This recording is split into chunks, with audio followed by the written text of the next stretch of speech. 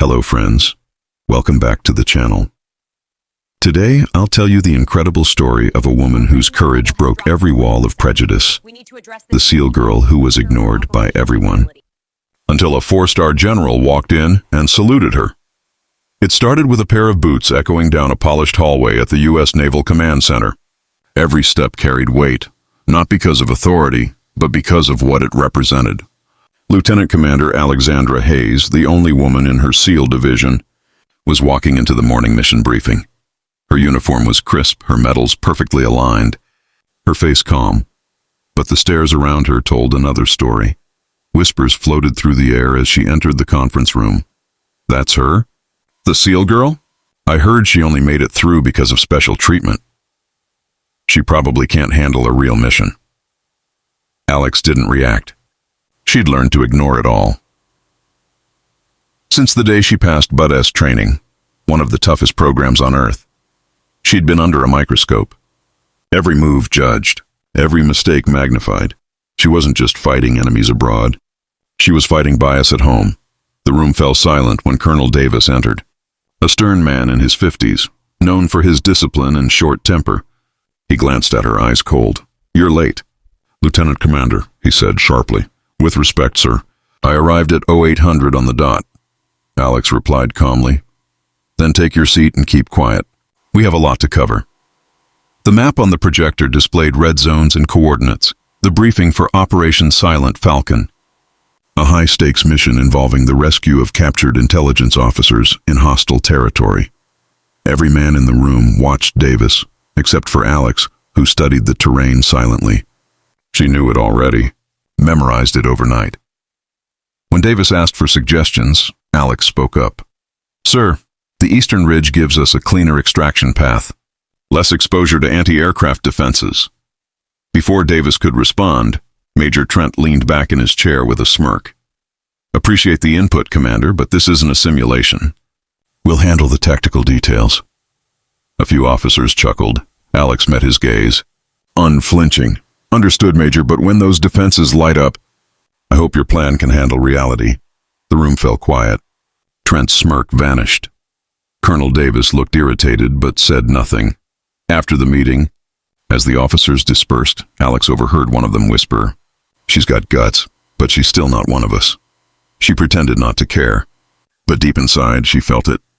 The loneliness, the weight of having to prove herself again and again.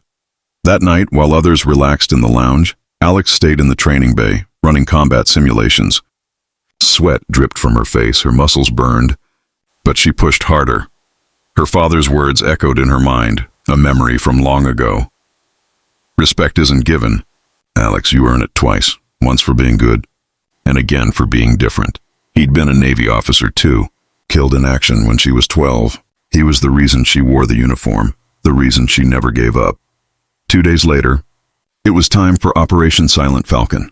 It was dark, the desert wind slicing across the landing zone as the helicopter touched down. Alex led Bravo Team. She gave clear, concise commands, her voice steady through the comms. "Bravo Team, check in. Bravo 2 ready. Bravo 3 ready. Bravo 4 in position."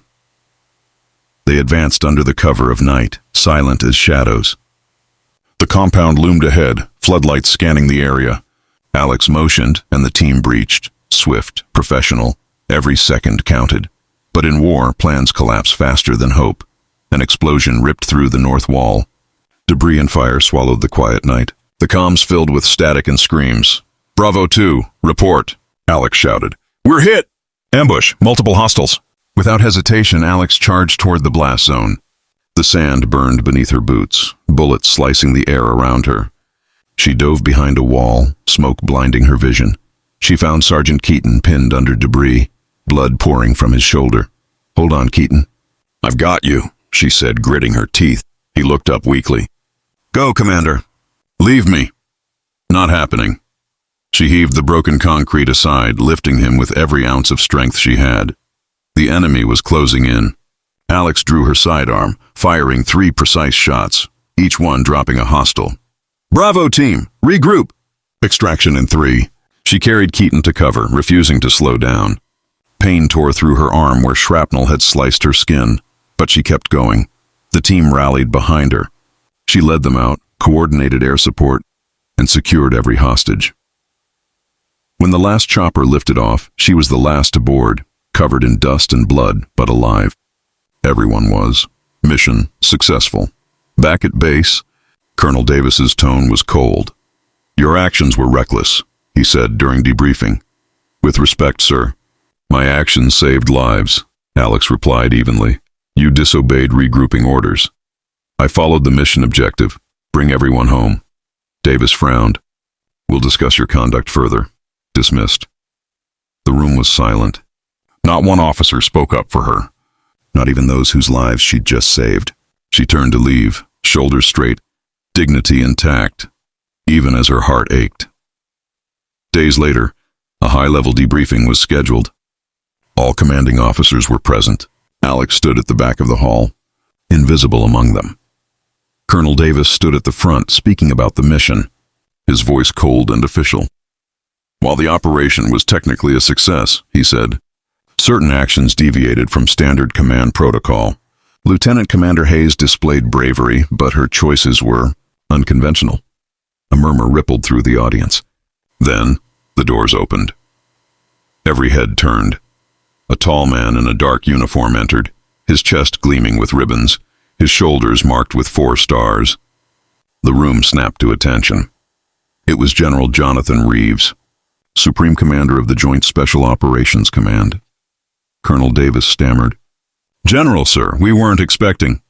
"At ease," the general said, his deep voice commanding silence. He scanned the room. His eyes locked on Alex. Then he walked straight toward her. Each step echoed. The officers watched, stunned. When he stopped in front of her, the air froze. Then the general saluted.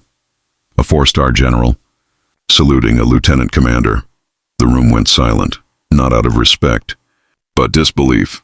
"Lieutenant Commander Alexandra Hayes," the general said clearly, "I've wanted to meet you for a long time."